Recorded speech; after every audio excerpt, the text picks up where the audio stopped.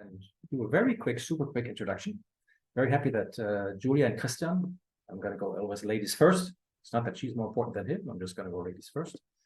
Why they're here. And in our quick announcement, we mentioned two reasons. The one reason is that some of you that participated in the Conscious Leaders Summit quickly learned how much wisdom, how much knowledge, experience sits inside a community. So we wanted to start with somebody that actually participated, is quite of close and even known to people, and use actually the power of the community in a specific way. We will in the future actually go outside and invite some external guests, thought leaders, and there's many of them. Secondly, I personally firmly believe, specifically consultants, and my humble, limited impression of Julia and Christian is that they're a great example. They need to look very hard, very exact, to extract the real essence of what makes conscious businesses work, what really works, what doesn't, what is the contextual success factors. So their way of approaching this was a little bit of a consulting distance. Thought that they're primed to do this and go first. With this, I'm not going to spend many words for Julia and Christian. They're both very seasoned consultants. Actually, they started more on a traditional tour, certainly Julia, the Boston Consulting Group, and then did some in-house stunts. Christian, and we will reveal this a little bit, has a bit of a mixed environment in terms of many lives and many professions that came into his life, from being a psychologist, I understand, a trained psychologist, as well as a Zen monk, ordained for some time. And as you can see, them sitting together, they share not only business, but they share love and life. They are a couple in both dimensions. So I'm going to start and actually catching Christian and Julia a little bit off guard because I prepared some questions, but this one I didn't. What is it you think that people likely remember about you and you want to share, which is like an interesting anecdote that you think reveals what you bring to the business, to your partnerships, to this community? Anything that you think may be revealing about who you are? That's super off guard. First, I want to say thank you for inviting us. I hope you can hear as well from the tone. Is this good? Yeah. And buenas noches. I'm very excited. There are so many Spanish people because we live in Spain most of the time now. So that's really amazing.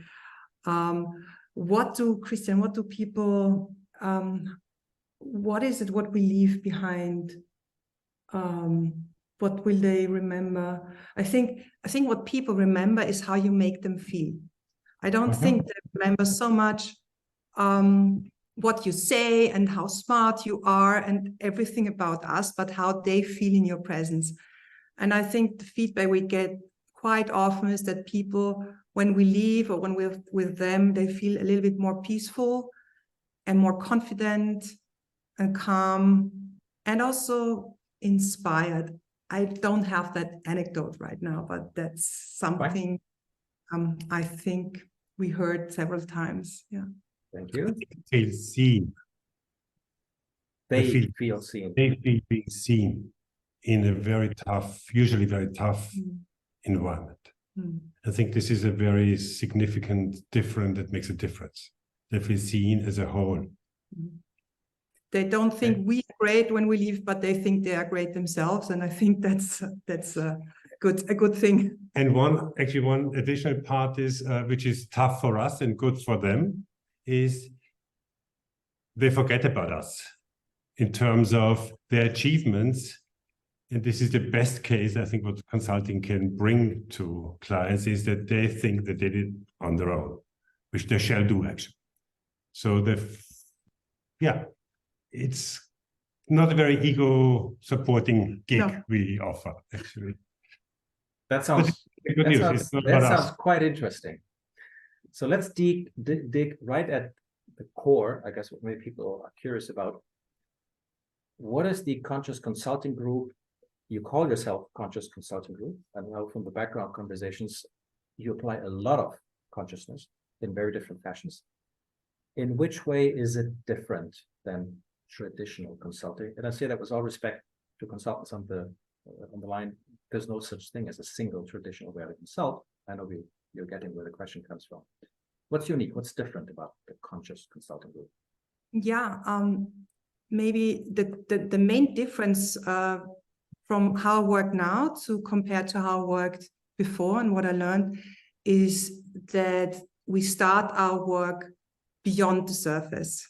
So we're not trying to change structures, change visible cultures, change strategies, or change people at all. We work in that realm that is not visible, that's beyond the surface, and that's on the level, I would say, the level of consciousness, that's on the level of worldview, of assumptions, of intention, of purpose.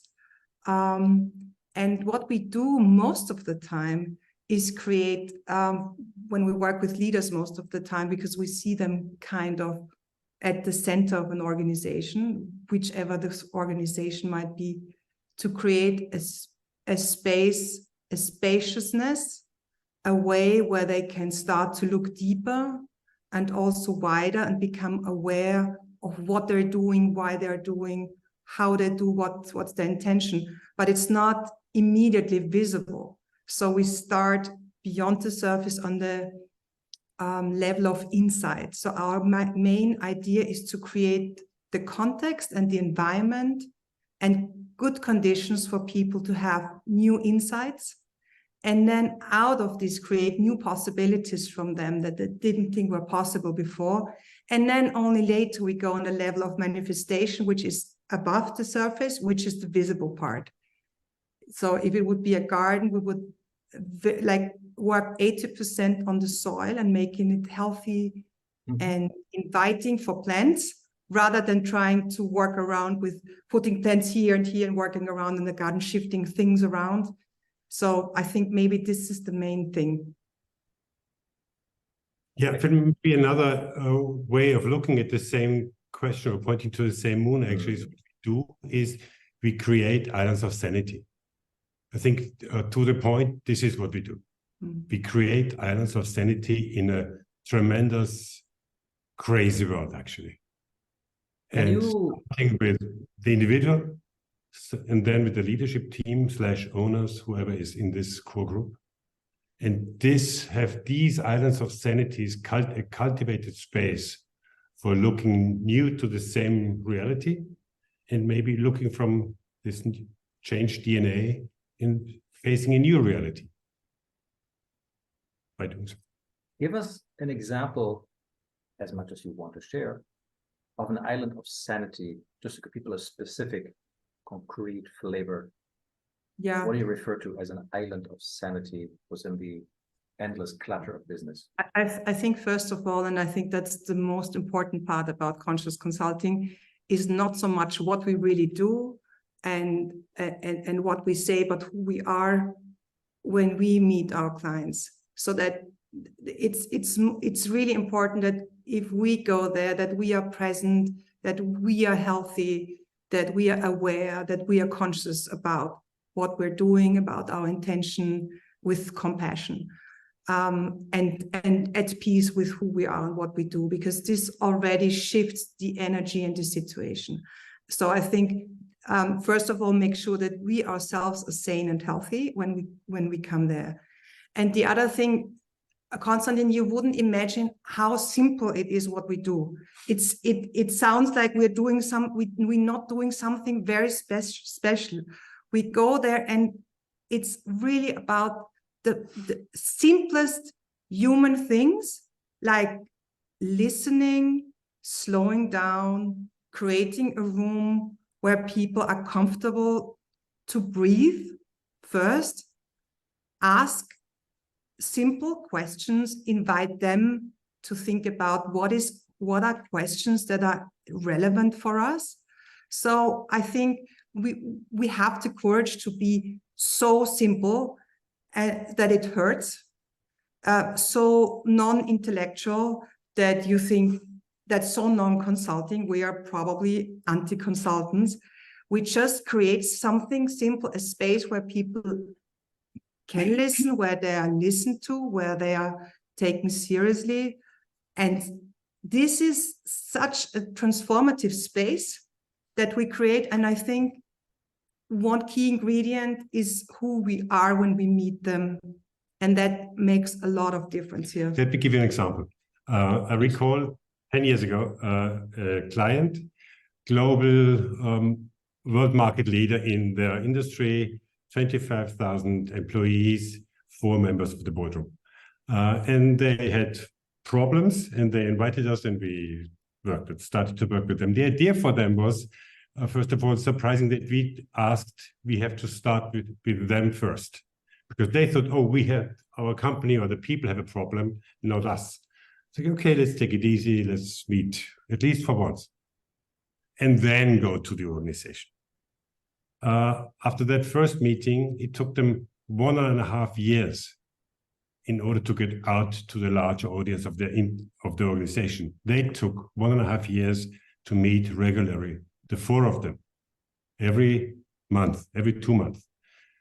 Because what they started is, wow. And usually, you know, whoever works with large organizations, boardrooms often are kind of war zones, divided by silos and, you know, this is mine and not yours and so on and so forth. So, and this was interesting to see that all of a sudden, what we do, we work on the level not of you are CTO, you are CEO, and you are CFO, but what we do in specific, we work on the level of being a human being. This is how we meet them. We meet John, we meet Susie, we meet Mike. And this is with whom we work. And all of them, they have their roles.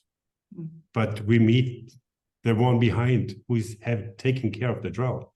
So, and this was, I think, the first time in the lifetime after a life of track record, you know, in the hamster wheel of C-levels, that, wow, it could be about me here. Then what?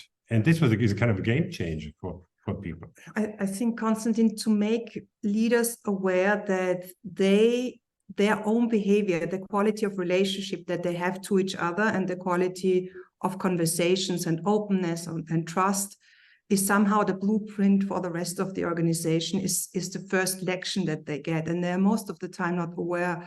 So even without doing thousands of workshops in the whole organization to try to shift it, just when they start to have that insight and relate to themselves, and automatically they give new signals to the organization, and it starts already to shift without having to do a huge consulting project. So our work shifted to a more subtle way, like really micro needles, not micro needling, something different. We may know what I mean. No, like acupuncture. Like really, like how we work is very reduced to the max. We try to not be there all the time. We are almost not visible to the organization. They don't feel like there is now like so many consultants coming and people have some violent experiences with consultants. So when they hear consultants, it's not that they open up and trust and great consultants is there. They go like woof. Yeah, they go in because of the disruptive nature of consulting because approaches. Of the nature of consulting has been too violent, I think, and many change programs are some kind of violence. This is actually already the shift of paradigm. Okay. Yeah. Sorry. Go ahead. Before we go too deep, and we can come back to this. Yeah. I'm going to pick up on an interesting question that already came up from Oyer, and she relates this to the customers. It's obvious that people are curious. The question is maybe wrong, where do you find the customers, but how do you relate to the customer's readiness to your approach? I'm assuming, without hypothesizing, some customers are very ready, and even though it may take them a year, but they're willing to spend the year and to have these conversations. I would think that you have other situations where, with all the goodwill, with all the compassion, with all your patience, they may not be willing to walk that path that you're offering. So how do you ensure the customer is ready, willing, understands that it's worth the wait and slowing down of what you're doing? Well, if I can take that, first of all, it's not always a year. We are sometimes we are very quick to the point, also to the technical kind of problem level of a given situation, because sometimes it's just urgent. You know, you just have to be on the ground and provide urgent help. But what we really do is first of all, we try to be extremely explicit of who we are from the very beginning. Also in terms of not wasting that money and our lifetime. Because I think it's in the life of an organization, when they ask for help of consultants, it's a precious moment in their life cycle. Mm-hmm. So, and if we use that wrong, if we are the wrong offering for them, it's a precious opportunity closed and gone. So we would be happy to depart as soon as possible in order to allow them to find the right support. This is, it's also about not wasting our energy in our lifetimes. Has it happened that you basically, of course, rejecting is a very strong word, but that you come to the conclusion we are not the right partner for you? Has that happened? Not really often, because you know, I think what happens is, and this everybody can, I think, had this experience in her or his lifetime, when you all of a sudden feel being seen, and we have this in our private life. When you meet somebody and you have this thing, wow, something is just good in this being in this presence, you feel invited to show yourself fully. So. I think constantly in the contraction phase is always very good to test the waters. For us, a client is ready if they, I think, have really do have questions, and when we share the intention to serve people and planet. So for us as conscious consulting, we don't do just whatever project. We're not interested in doing as much project as possible. We have an intention of our own, which is serve people and planet and support organizations who have the intention to serve people and planet. This is what we call a conscious organization or conscious business that also has a conscience, and that is conscious of people and planet. So, and I think Conscious Consulting Group is a very good filter. We also use this name consciously to filter out people who anyway just want some quick answers or quick fixes and not interested to look deeper. And I think if we find that, we say probably we're not the right ones for you. But normally the ones who already come to us already have the research. So we don't really have that problem so much. But what is true, we don't look for clients. They normally come to us because they are attracted by our own purpose and they say we aligned with the purpose. Or we know them personally and they don't care what our name is. That's also, of course, a possibility. Okay. Let me follow up on something that you said. Very interesting. You specifically said who we are when we meet our clients is key. Because it's all about the personality and the trust you create, and them then giving in, allowing you to actually slow them down, which is not what they typically do. It's faster, faster, faster, and go deeper and allow to give in. How much of the Conscious Consulting Group's work, your own work, then is you getting ready and prepare for it because you have a very deep and long personal practice?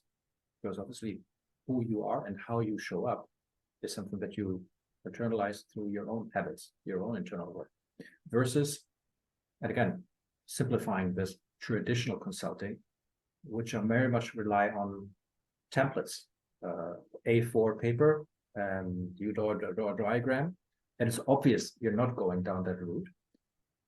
How much is it actually that's something that you are very personally preparing for versus training a technique which comes from outside in? Give us a flavor. I know this is a very complex question, but a quick flavor on how you yourself think you are enabling yourself to do what you do, and how you show up through an internal practice that you have. I got a very good lesson from a teacher 20 years ago, and he said the utmost responsibility of a consultant is to take care of herself or himself, your own well-being. And for me personally, I need a lot of time on my own and I need a very quiet and silent life in nature. So this is why we live on a off-grid finca in the Sierra Nevada. So we don't immerse too much in the hectic everyday life. And I think that maybe only 20 to 30% of my time I spend with clients at maximum. I do a lot of other stuff I enjoy. And so whenever I meet my clients, I'm well rested and I'm really looking forward to see them. And I bring within the sun and the quiet of where we live. Yeah, that has changed. It was not always like this. There was a time where I was rushing from client to client, like 4 clients a week, 3 flights, where I didn't know in the morning where I was when I woke up. And I don't think that I was really helpful there. It was not so bad, but you bring in all the stress that they already have. So yeah, this how we work is not a way of like doing a lot. It's more about the quality. And we see that then in very little time, we can go much farther and deeper with them as if we just like go. And you mentioned it, of course, it's helpful. This is what we recommend to our colleagues who want to join the Conscious Consulting Group. Of course, it's helpful to have a kind of spiritual practice. So it's absolutely, well, whoever has that experience in her life knows about the difference it does. And this is a practice over many thousands of years of mankind, actually. Why shouldn't it be helpful? Why wouldn't it be helpful? It helps us to be distinct clearly who we are and who we are not, to distinct our concepts of life and about life itself. And why would we eat the menu of life and not the dish life serves? So what we really take care of when we invite colleagues to join, that first of all, there is no truth on our side. We have many concepts, especially due to Julia's work, I think that which are really unique and powerful and whatever. But it, as you said, it's not about that. It's about the hand that has the tool more than the tool itself. So, and the mind drives the hand. So it's about the mastery in using a tool. And this is what we are keen on and taking care of. Especially Beautiful. Since I took you more in a deep dive into the who you are, how you show up, and how you nurture that, well, I thought your answers were very, very insightful. I have a lot of questions online. Thank you, guys. And I'm going to go to them now. But actually want to take this back up again, given you basically consult companies, and I'm going to use a simple wording, how to do business more consciously. That's a generic wording. Obviously, and I see you your head moving in a questioning way, which is where my question will go. How would you word the intention of where to develop companies? Obviously, always respecting where the company wants to develop. And more specifically, how would you, without pretending that you have a definition, how would you label and frame the term conscious business or consciousness in business? Because that's the playing field you choose. Yeah, I think it's quite simple. A conscious business for us is, as I said, a business that has the intention to serve people and planet. Very general. But to do, I think in Buddhist, you say, at least do no harm. It is one of the key things. And the other one is, I think, we want businesses that don't extract value from life or from the earth and from society, but that add value to the environment. One of our key, I would say, I don't know if it's mantras or something like this, is to leave every place in a better condition than we found it, even if it's a public toilet, you know, that's a pre-decision. That literally spoken. Yeah, literally. And I think an intention of a business inspires me that wants to leave the world behind in a better condition when they do the operations. Like what really inspires me is Javier Goyeneche, who spoke about EcoAlf, or there are some other examples of people who have the clear intention to improve the world through their business. And this is what we want to do with consulting, improve help people who want to improve the world through consulting. So our definition would be that it starts with conscious leaders, or like Javier, who said he became more conscious over time when he grew older, when he became father. Somehow there's a shift in people to more consciousness and awareness and intention. Okay. And these conscious leaders are the ones that create conscious organizations and businesses. And we always work with those conscious leaders, and we want to support them with our knowledge about organization development, leadership, structure, governance, strategy, purpose, all of that. Our key intention is to support them on their journey to create and flourish and develop their businesses, because they have the exact same problems. But for us, this is what inspires us. So my dream client would be Javier Goyeneche and helping him in his growth. For example, this is really people who inspire me, and to serve them while they're serving people and planet. I think in a nutshell, this is our intention, our purpose, why we're here, what we want, and how we define also conscious business. Yeah, I'd like to add this, because go ahead. It's for me, it's even broader than, and of course, this would be a perfect client. But you know, there are only perfect clients out there. It's the dream client, I know, yeah. And I'm working now with leaders and executives for more than 30 years in this arena. And I saw a tremendous shift in the boardrooms. In the meantime, there are sitting people like us there. Mothers, fathers, living in the same world than you and I do, having kids who tell them the same story than our kids tell us. And they are suffering. Many of them are suffering beyond their big paychecks, maybe. And what they're suffering with, because some really see that they are heading towards a wall, that we're heading towards the abyss. And they feel themselves completely in this treadmill, or in this sandwich of shareholder expectations, owners' expectations, 10,000 employees, China, the world market, you name it. And what shall I do? Because I'm here to govern this, and to make profit. They are caught in that paradigm. And so there is no solution. They really suffer in this there is no solution for them. In this old paradigm of a capitalist worldview, in this very bland terms, there is no solution possible. If the maximization of money is the goal, what do you do?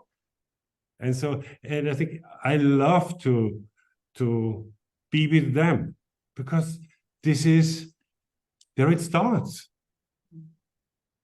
And we have to help them, or allow them to, first of all, accept that this is okay to have that question. It's not a breakdown, but it's the first aspect of a breakthrough in their life, possibly. Okay. Interesting. The closeness of which you use breakdown and then correct it to breakthrough, there may be some relationship between one and the other in a small way. Yeah. Actually, what I'm going to do, we've got round about half. I got 2 or 3 more questions lined up in the chat, and I think it's much more powerful. And I'm going to actually ask one last question myself, and then to have Johannes, Yara, and then Andreas to get ready, because in a couple of minutes after your answer to my next question, I'm going to invite you to switch on the camera, the microphone, and ask yourself. Then it becomes much more lively interaction, instead of me keeping reading off the questions. I have the privilege, because I listen to one of your podcasts. And one of your podcasts, you use a couple of specific techniques, which I thought are very interesting, that relate to what you mentioned at the beginning, that you slow down. You very much show up as a human, you listen. And there's a couple things that you actually mentioned. Where do I have it written down? Where is it? So, something that you talk about gentle actions. There's a specific approach that you use, gentle actions. And something that you equally highlight in the podcast, for example, as a technique, is beginner's mind, to help people take on a beginner's mind and a place of not knowing. maybe we can talk about these specific techniques that you seem to apply. And again, I'm going to open then to Johannes, Yara, and then Andreas, once you answer a question, to answer directly. Yeah, So thank what's you. gentle action? Yeah. Of course, we have a lot of framework and concepts we're applying. This gentle action was created by David Pete, actually a person who researched chaos and how to respond and how to work and deal with extremely complex to chaotic situations where you don't have an overview and where you're in an overwhelm. And he said, and gentle action means don't do anything, just observe. Because sometimes leaders think that everybody expects from them to take decisions, decision makers is to show action, to do something, and in the end they very often just create more problems and more chaos. And to have the discipline to sit with a certain situation and to observe and listen and to understand what is going on there. What is going on with me? What's asked right now? What is needed? And not act until you have a certain enough clarity to understand what you even want. What's the impact? What's your intention? So it's very important to act with intention in a very chaotic situation and not just with the intention to do something. So gentle action is a way of stepping back and trying to understand not only the tree, but the whole woods, and to see things from the outside. So this is one recommendation, and where we support leaders, help them.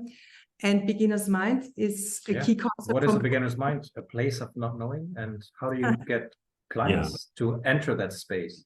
Yeah, that's a good one. Beginner's mind is actually a term from Zen Buddhism. A core attitude of how you look at your own self and your own mind concepts actually about the world. Because when you listen just to the conversation ongoing in our minds, there are only answers. There are many doubts, but there's always an opinion. There's always this mind bubbles out there. And especially if you think about senior executives, who their core role description is, you have to know it. Yeah, you are there on the mountain seat because you pretend to know it all. And everybody knows nobody can know it at the same time.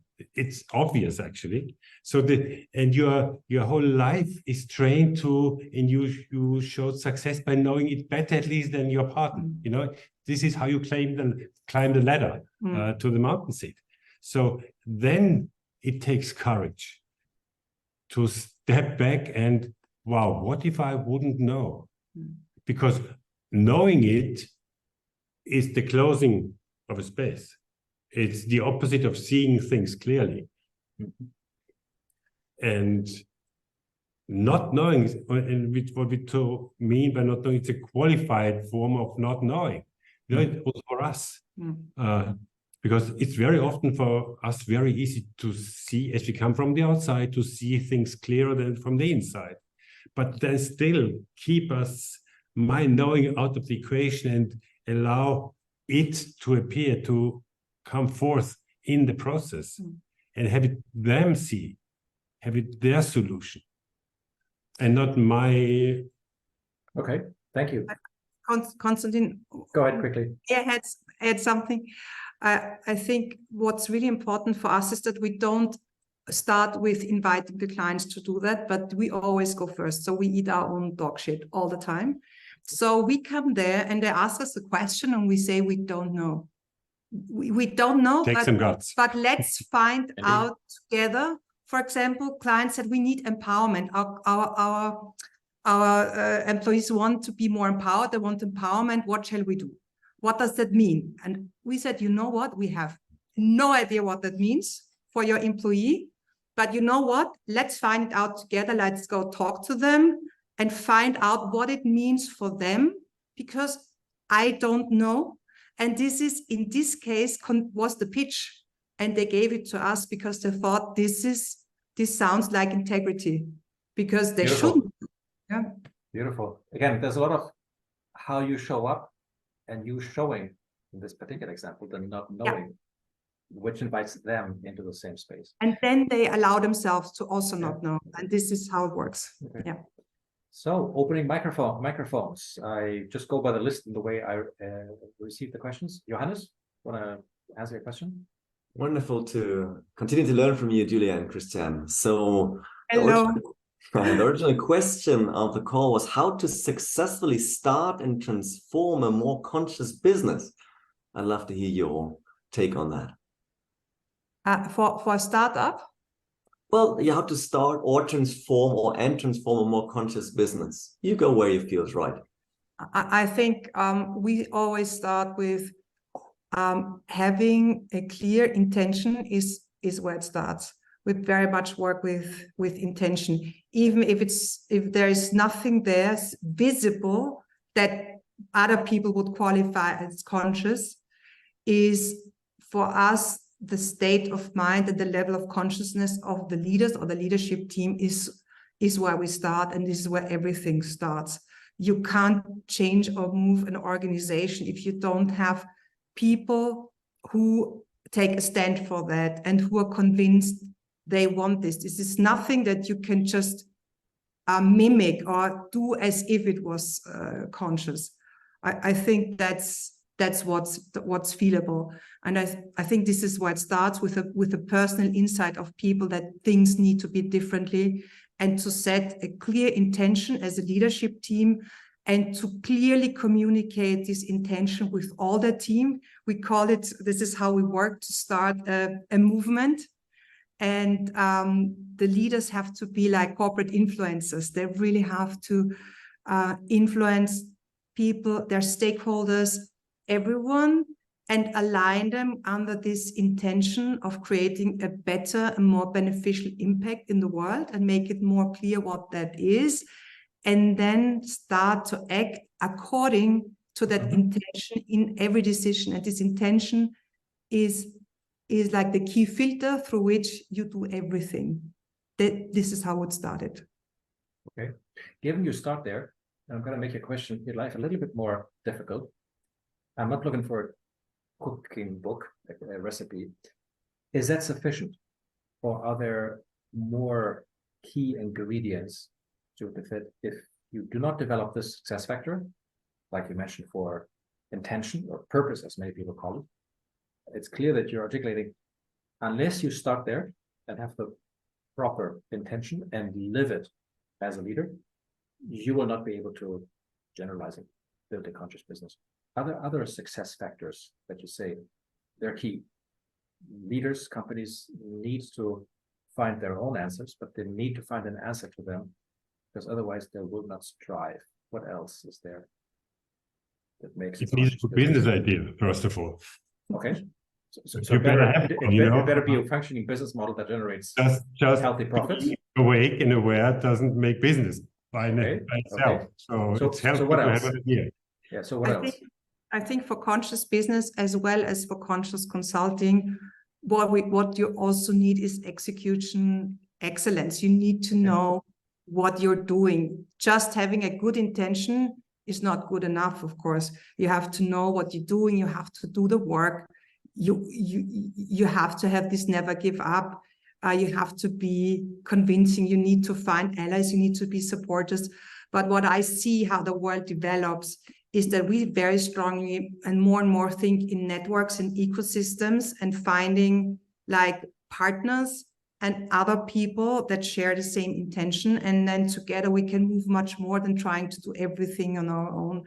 So that's for us also a key success factors to include, and this is, I think, in conscious capitalism, a strong pillar is stakeholder inclusion, is for us really, really key.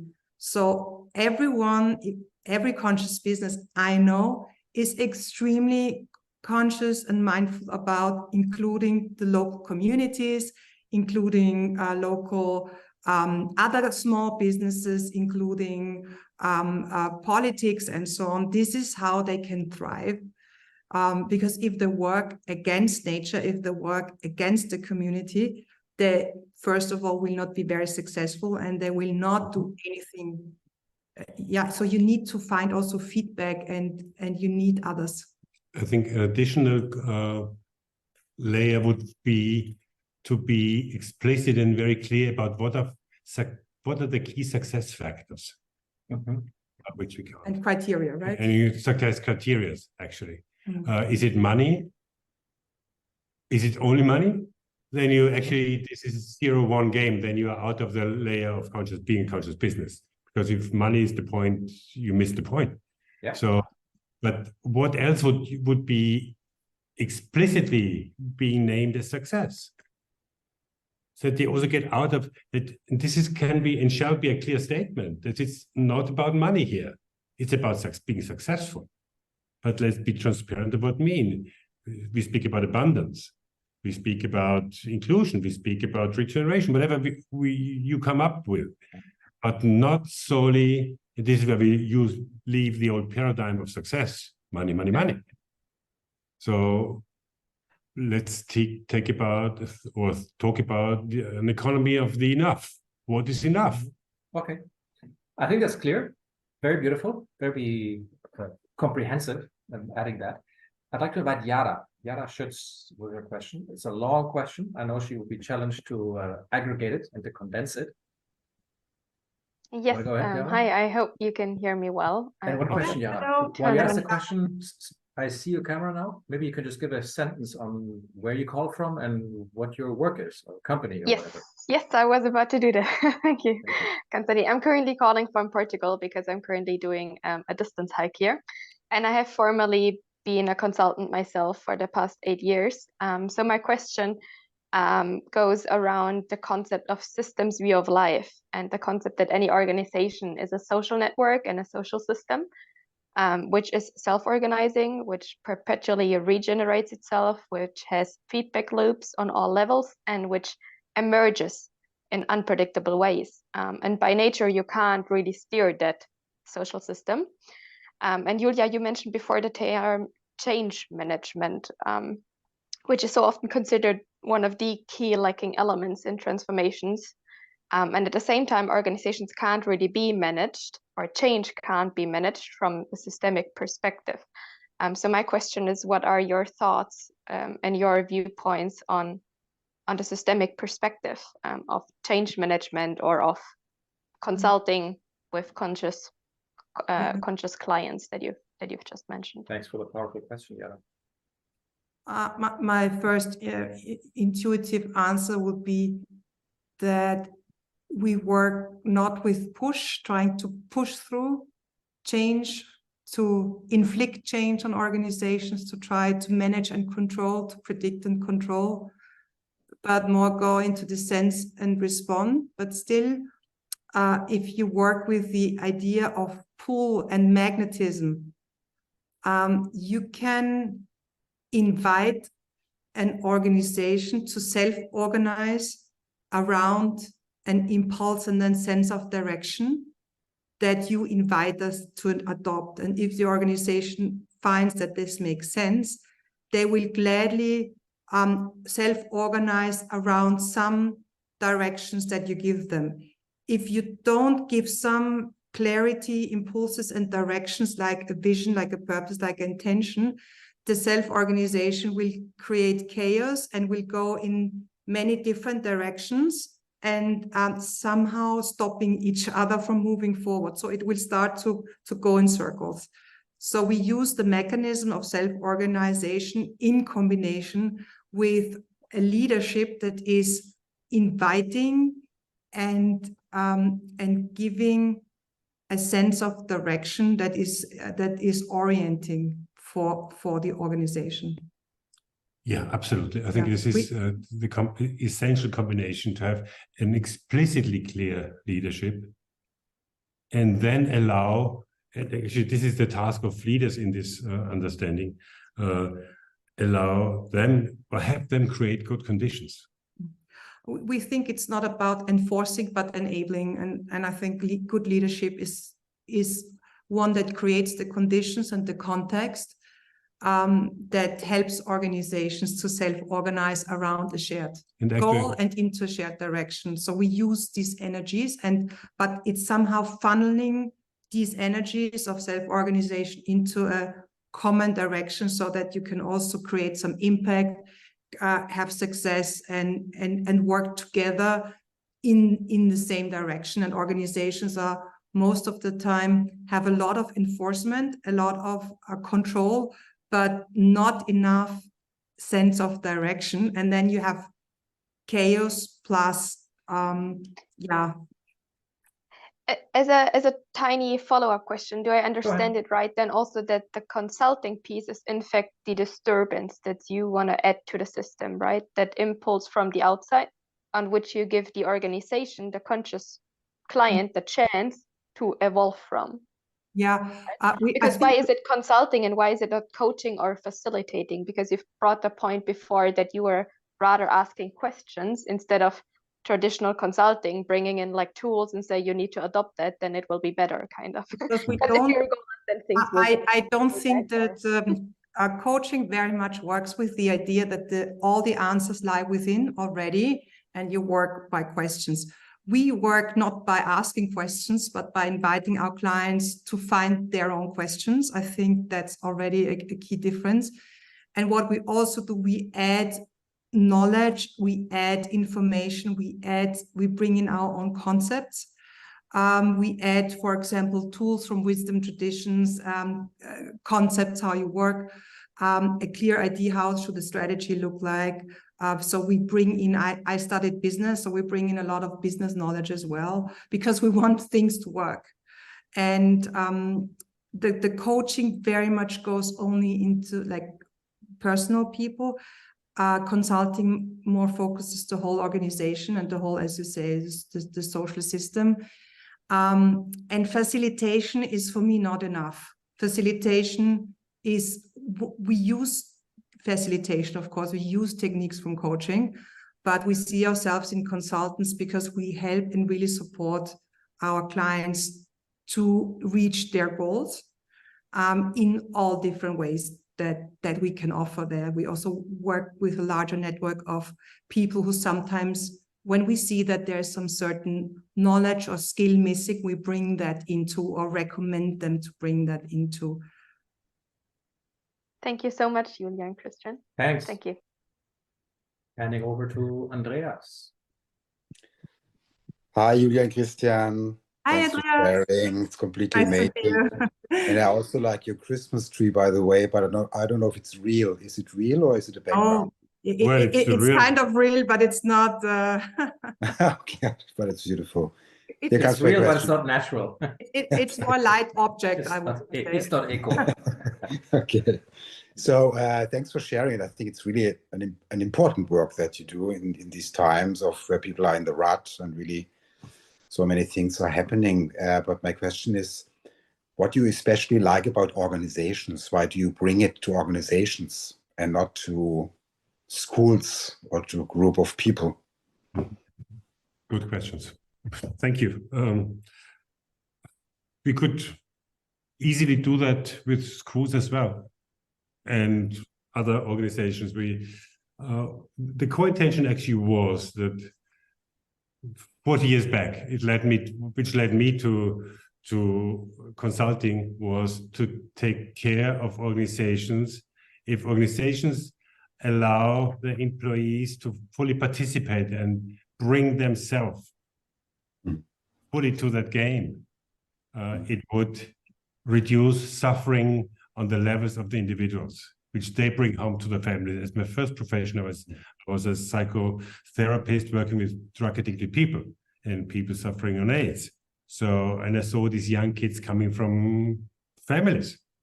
So this was my core intention. But what actually where it did evolve to, as I see, when we look at the world, we can look at it in layers, and we all have this idea of the politics should do that and somebody should do that. But what is unifying to the whole globe is there is a layer of business, which is actually driving the future of the planet massively, much more maybe than business can do.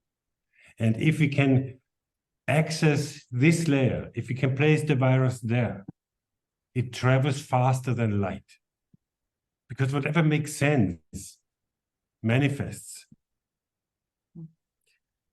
And this is why we think it's the most powerful layer in civil society, actually. And not reducing it to that, because looking at business as being embedded in local societies, in global societies, and serving them. Also, we have about the same age when I look at you, and I can recall a time when business, and this was the early 70s maybe, prior to this massive increase of money in financial industry, where there was a natural idea of serving of business for society.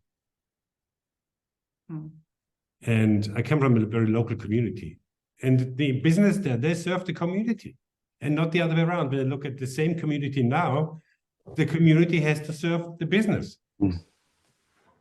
It's a completely different paradigm, you know? I studied international business, so this is what I know, because I think it also makes sense that you work in a field where you know something and where you're skilled and trained and where you understand what's going on, what's the reality that they have there. And for me, business is actually a perfect place where we can put our spirituality into practice. Thank you. I mean, it's also the place where we spend most of our time. So it's people most of the time, and it's the most destructive and the most healing potential. Great. Okay, thank you. There was an interesting comment by Gertraud. You want to share it yourself versus just in writing? I think related to this question. I can share myself, yeah. David Cooperrider from the Appreciative Inquiry field, he said, if we exclude business, we miss the point of transforming the planet. So so that's an important part to go there, because most people do some kind of business somewhere. Yeah. So thank you very much. It's really. And thank you very much too. And as Thich Nhat Hanh said, a tree is made out of non-tree ingredients. Business is completely made of non-business ingredients. Yeah. There is no such thing than business, which is business is the assembly of love, of fear, of challenge, of energy, of whatever you name it, of heritage, of potentiality. So this is what we really work with, actually. Yeah. Love. That's what I like. Every business was born as an idea and not as an organization. There's always a time before I was born where somebody had an idea, how can I bring value? And so it's full of vision and imagination and creativity. Yeah. And then from where I have worked, they say business is a set of conversations on different levels. So if you take out the people, you don't have a business. I love what you say. I think our work could be to shift the conversation about what business is and what it is here for. Yeah. This is something we could cultivate together as a new narrative about business, as Christian said, as something that serves people on planet and not the other way around. Who knows? Yeah, and thank you very much. It's very, I just had 5 minutes before it started. I got the link, so I'm very happy to be here. And thank you. Just saying what we do is really simple. Yeah. On a specific level, it's really simple to. We have 5 core values. Reach people. Yeah. Simplicity is one of our 5 core values, because simplicity for me means essence and reduction. And I think this is how you get powerful and also get your message through. We're still practicing. Yeah. What are the others? I'm now. Yeah. Want to add the others? What other 4 values the first one is presence. That's really important. The second one speaks to integrity, especially your inner integrity, to work with your values in your job. The third one is do everything with love, compassion, empathy. The fourth one is simplicity and essence. And the fifth one is intention, to work with intention. So you could say with presence, with integrity, with love, with simplicity, and with intention. And this is our guiding. This is what I ask myself always, because you need all the 5 ingredients. Because if you take out love, it doesn't help. Without love, everything is nothing. Without simplicity, people won't understand you, and so on. So it goes. Without integrity, doesn't work. Nothing works. Thank Yeah. you. Yeah. Thank you.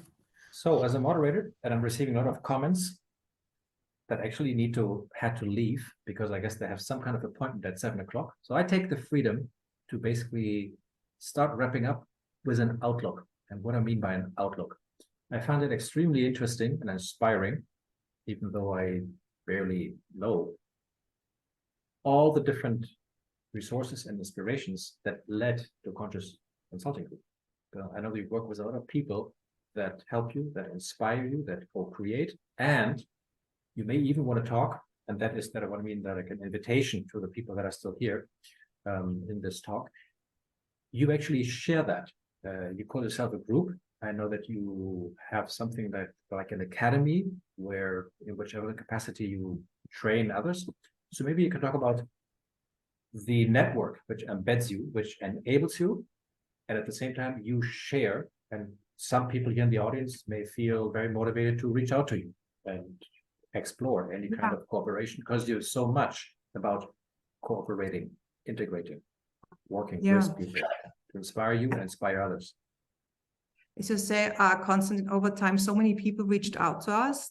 They said they want to work with us, and we had nothing to offer them because it was basically the 2 of us. Then we started to create last year the CCG Conscious Consulting Masterclass. Johannes was there in the last masterclass,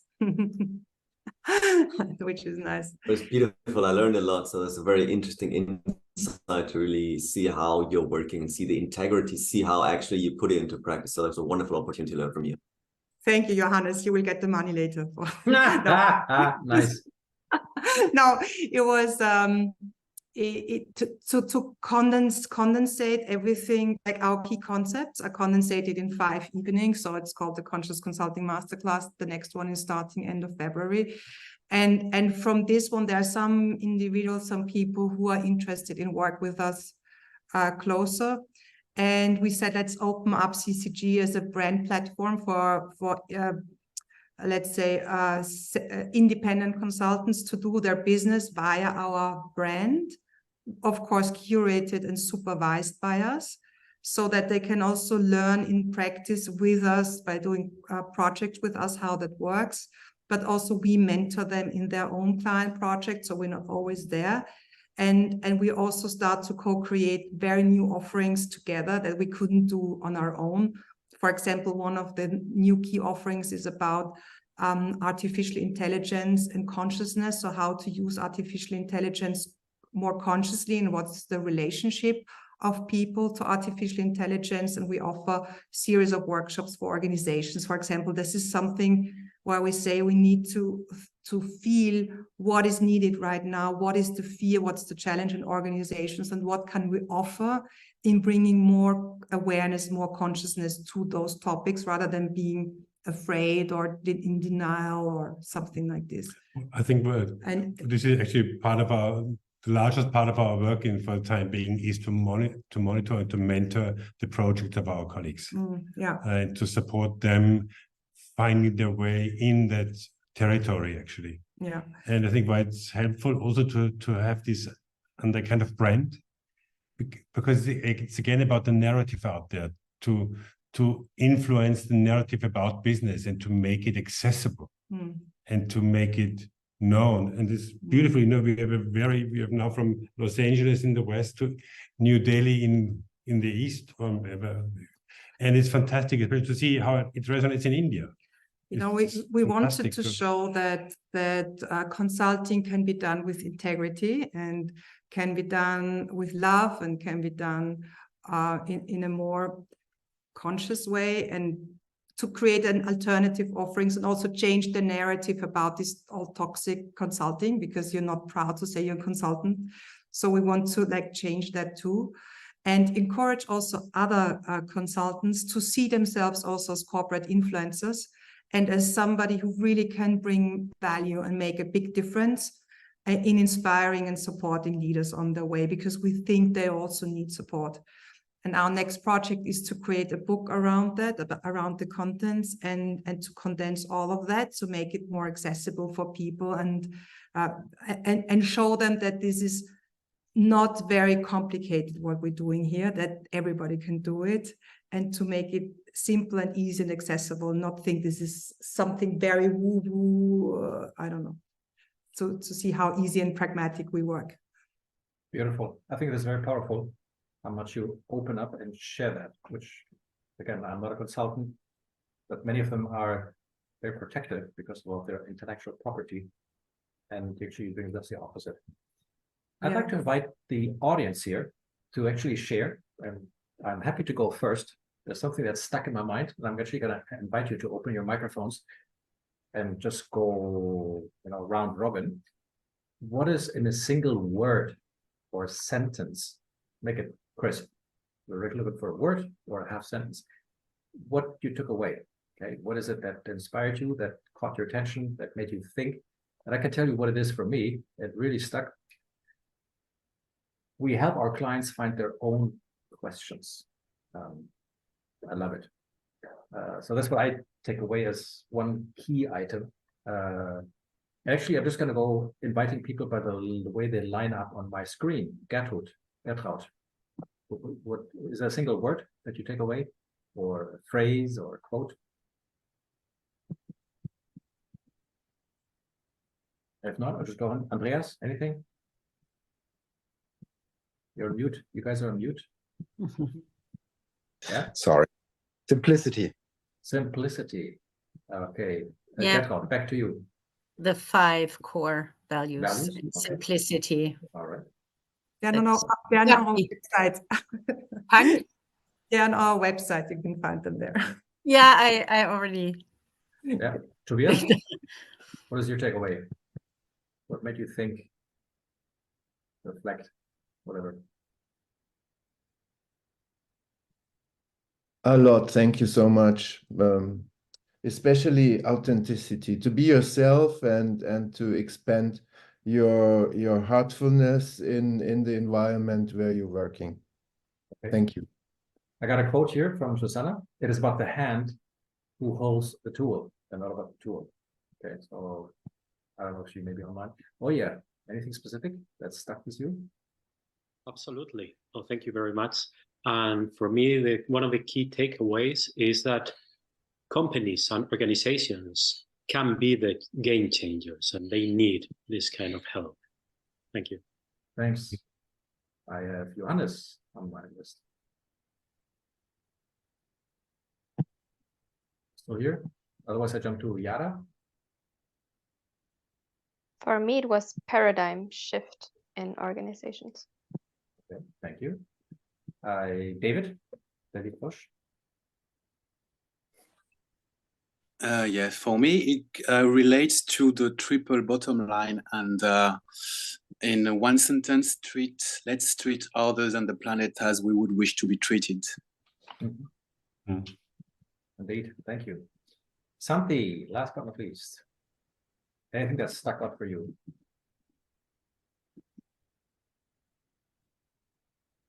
Not home. Okay. Johannes, you weren't on last time. Then, guys, with this, first of all, let me thank both Christian and Julia. This was fantastic.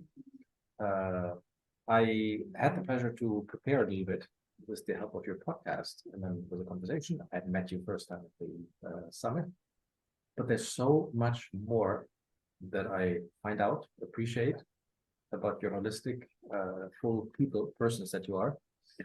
And now I kind of get a better understanding why, because this is exactly what you bring to life in your consulting. It's the richness of your personality, it's how you show up, which is part of what the different approach that you Thanks for that. Thanks a lot for being here. Thanks a lot for the audience, for your questions, for your contribution.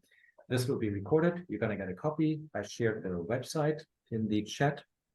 And with that, have a lovely evening, everybody. Merry Christmas. And we'll see each other hopefully again next year for another talk to another conscious thought leader.